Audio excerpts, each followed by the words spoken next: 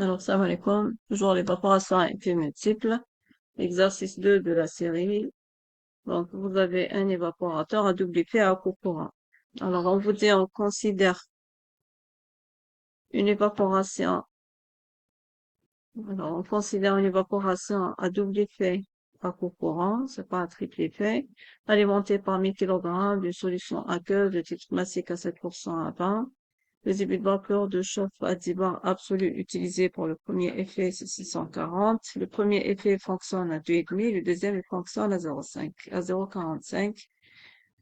Alors, le CP de l'alimentation déconcentrée est considéré égal à 4,18. Les propriétés de l'eau et sa vapeur, donc on peut les tirer à partir de deux expressions, température d'ébullition sur 100 à la puissance 4.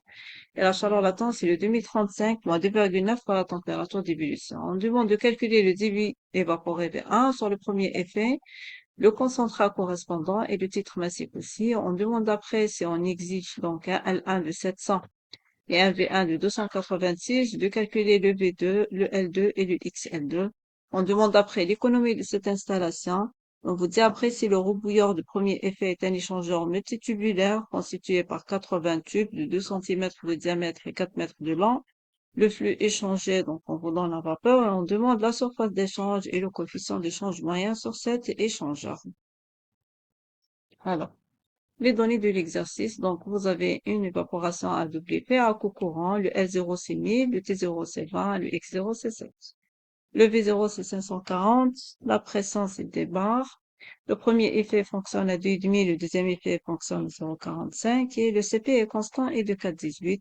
Et on vous donne les expressions de la température d'ébullition et de la chaleur latente. Alors, si on développe un bilan enthalpique sur le premier effet, on a ça dans c'est le V0 delta H V0, ça donne moins L0 H L0, L1 H L1 et V1 H V1.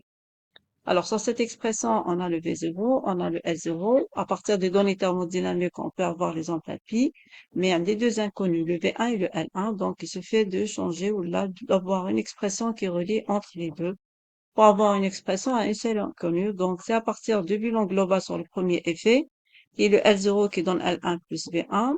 Donc, le L1, c'est L0 moins V1. Je remplace dans le bilan enthalpique et je tire l'expression de V1, donc ça donne V0 delta H V0 qui est égal à L0 HL1 moins HL0 qu'on a dit c'est la chaleur sensible plus V1 HV1 moins HL1 c'est la chaleur latente. Donc l'énergie cédée par la vapeur de chauffe va nous servir pour chauffer l'alimentation et pour évaporer une certaine quantité V1. Alors l'expression de V1 est la suivante. Donc c'est le V0 HV0 moins L0 HL1 moins HL0 sur la chaleur latente V1. Donc, les chaleurs latentes, c'est à partir de l'expression qu'il nous donne dans l'énoncé. Donc, je tire mon θ1, θ de V0, LV0, je tire le T1, je tire le LV1, et je peux calculer. Donc, hadou, c'est l'enthalpie des liquides, CP0, T0, CP1, T1. On a CP L0, CP L1, c'est des constantes. Les températures ont été déjà déterminées, donc j'ai le tout pratiquement. On peut calculer notre V1. Donc ça donne 298,76 pardon, pour avoir donc le L1 et le X1, c'est le bilan global et le bilan partiel. Donc c'est pratiquement le même calcul que l'exercice. Après, donc on vous impose L1 c'est 700, V1 c'est 290, on demande le V2 et le L2. On a l'alimentation, donc le deuxième effet, elle est déjà à l'ébullition, donc toute la chaleur cédée va nous servir pour le chauffage.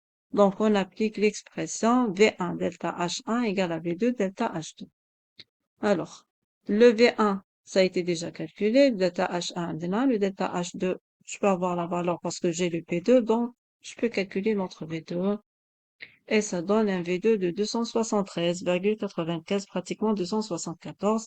On a après, c'est le bilan partiel qui vous donne le L2, le bilan global, le bilan partiel qui vous donne et le L2 et le X2. Après, on vous demande l'économie de cette installation. Qu'on a l'économie, c'est la somme des évaporables. Donc, puisque c'est un double effet, donc c'est V1 plus V2 sur le V0. Andina est le V1 et le V2, donc ça donne une économie de 1,044. Après, on demande la surface d'échange et le coefficient d'échange. Alors, c'est un multitube, donc Vous avez le nombre des tubes, c'est 80. Le tube, c'est considéré comme un cylindre. Donc, la surface d'un cylindre, c'est P fois D fois L. On vous donne et le diamètre et la longueur. Et le nombre de tubes, c'est 80. Donc, ça donne une surface pratiquement 20,1 mètres au carré. Alors, par rapport au coefficient d'échange, qu'on a l'énergie consommée, c'est toujours l'énergie transmise.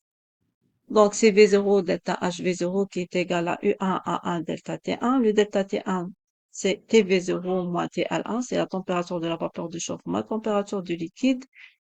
Et ça donne donc le U1, ce n'est autre que le V0 delta HV0 sur la surface delta T1. Vous avez le tout, 540, 2019. La surface d'échange qui a été déjà calculée, donc c'est 20,09. Les températures qui ont été déjà calculées, donc c'est 177 par rapport à la vapeur de chauffe et 125 par rapport à la température L1. Et ça donne donc un coefficient d'échange de 1042,18 kJ par mètre au carré heure degré Celsius.